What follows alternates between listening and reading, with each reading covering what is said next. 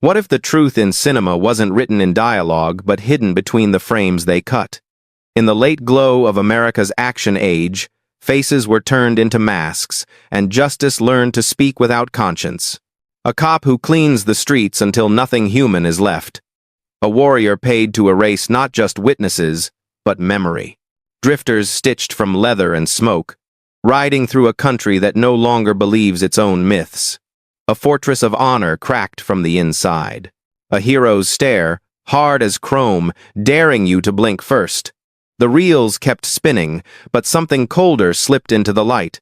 Confession disguised as spectacle. These are the 5 films that revealed what Hollywood tried to hide.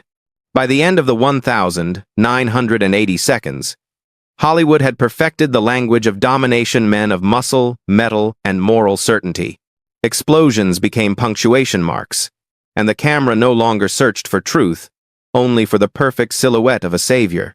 Yet behind the noise, something darker was brewing.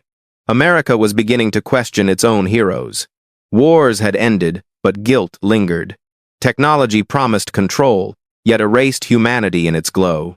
And every time a hero fired a gun, a piece of the nation's conscience splintered.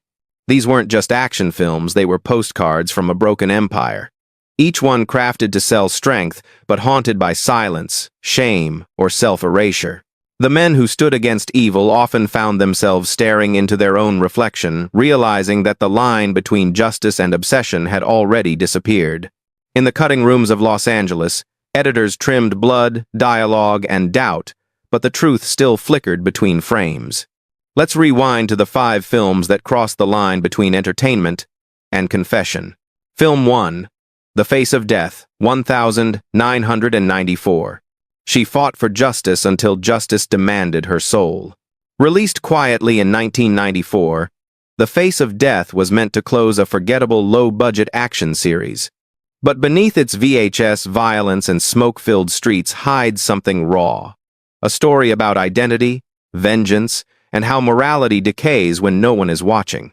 Starring Stacy Keach and Bo Svensson, it unfolds in a city that looks more like a fever dream than a crime scene. Flashing sirens, sweating neon, a world where every mirror shows a different face. The heroine, once a symbol of survival, becomes consumed by her mission.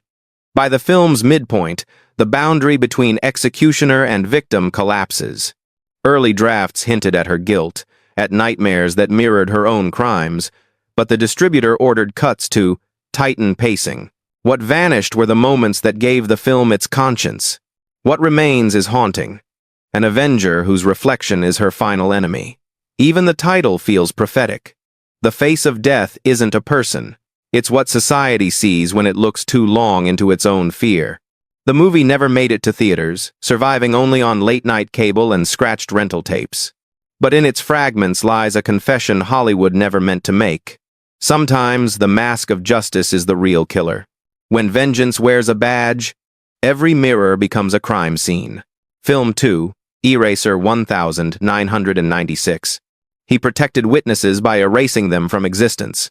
Eraser, directed by Chuck Russell and fronted by Arnold Schwarzenegger, arrived at the twilight of the analog age, a film that turned digital fear into spectacle. On the surface, it's a glossy techno-thriller. U.S. Marshals, identity protection, electromagnetic weapons, and a star larger than the moral questions he carries. But beneath its explosions lies something far colder. The idea that in America's obsession with control, even the truth can be deleted. Schwarzenegger's John Kruger is supposed to save lives by making people disappear. Yet the subtext is haunting. Every time he presses the button, he becomes less human. Behind the bravado and one-liners hides a man dissolving into the machine he serves. Early drafts of the script contained a subplot about surveillance and loss of self, all removed after test screenings.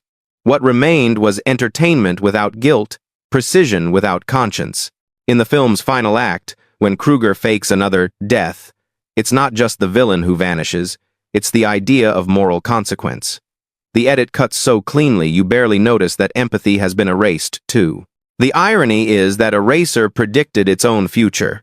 A Hollywood built on deleting what's inconvenient: doubt, weakness, truth.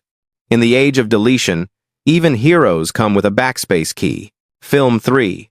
Harley-Davidson and the Marlboro Man, 1991. They rode for freedom through a land that had already sold it. Simon Windsor's Harley-Davidson and the Marlboro Man was dismissed as a loud, leather-clad misfire. But time has turned it into something else. A requiem for the last American outlaws. Mickey Rourke and Don Johnson play drifters in a dying West Men, too late for rebellion, too early for redemption. They're branded like products, named after icons of consumption, fighting a faceless corporation in a future that already feels poisoned. Shot just as the 80 seconds bled into the 90 seconds, the film caught a country in transition. The death of the cowboy myth, the rise of the corporate age. Its neon lights replaced the campfire.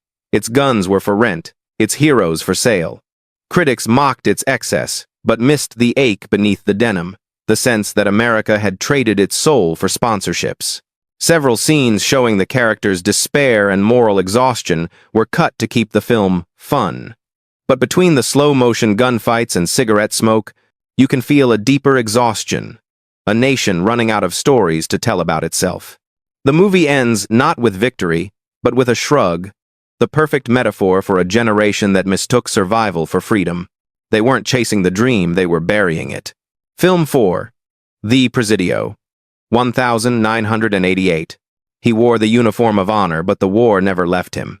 The Presidio, directed by Peter Hyams and starring Sean Connery, was marketed as a sleek military thriller, a murder inside an army base, a clash of generations, a chance for Hollywood to salute discipline and duty one last time. Yet beneath its procedural surface lies a quiet requiem for the soldiers America forgot. Connery's Colonel Caldwell isn't a hero. He's a ghost walking through the ruins of the code he once believed in. The film's San Francisco fog and echoing barracks become a kind of cinematic purgatory, a place where loyalty turns into silence and valor into regret. When Caldwell investigates a death tied to corruption within his own ranks, the camera lingers not on the gunfire but on the faces of men realizing that the institution they served has already betrayed them. Studio executives wanted pace and polish, not melancholy. Scenes where Connery's character questions the morality of military command were trimmed. The result? A thriller stripped of its confession. Yet traces remain. Connery's eyes in the final shot, distant, heavy, knowing. The Presidio was never about solving a crime. It was about a nation trying to solve itself and failing. When loyalty becomes silence, truth dies in uniform. Film 5. Cobra 1986. He called himself the cure, but he was really the disease. In Cobra, Sylvester Stallone embodied the last gasp of the one-man American savior. Directed by George P. Cosmatos.